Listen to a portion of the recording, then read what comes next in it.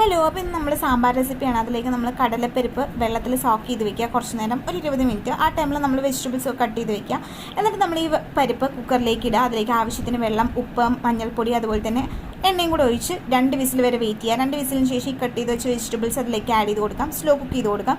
അപ്പോഴത്തെ ഒരു പാൻ വെച്ച് നമ്മൾ അതിലേക്ക് വെളിച്ചെണ്ണ ഒഴിച്ച് അതിലേക്ക് കടുക് പൊട്ടിക്കുക, ഉലുവ ഇടുക, അതുപോലെ തന്നെ വെളുത്തുള്ളി, വറ്റൽമുളക്, കറിവേപ്പ്, നമ്മുടെ ഉള്ളി കട്ട് ചെയ്ത് വെച്ചത് എല്ലാം കൂടി ഇട്ട് നന്നായിട്ട് വഴറ്റുക. ഇനി പൊടികൾ ഇട്ട് കൊടുക്കാം. മല്ലിപ്പൊടിയാണ് ഹൈലൈറ്റ് ആയിട്ട് വേണ്ടത്. മല്ലിപ്പൊടി ഇട്ട് കൊടുക്കുക, സാമ്പാർ പൊടി ഇട്ട് കൊടുക്കുക, അതുപോലെ തന്നെ മഞ്ഞൾപ്പൊടിയും മുളക് പൊടിയും ഇതും കൂടെ ആഡ് ചെയ്തിട്ട് പിന്നെ അതിന് ശേഷം അതൊന്നും സെറ്റായിട്ട് വരുമ്പോഴത്തേക്കും കുറച്ച് പുളിവെള്ളം കൂടെ ആഡ് ചെയ്ത് കൊടുക്കാം. അതിലേക്ക് കട്ട് ചെയ്ത് വെച്ച് വെണ്ടയ്ക്കയും കൂടെ ഇട്ട് നന്നായിട്ട് വഴറ്റി കൊടുക്കാം.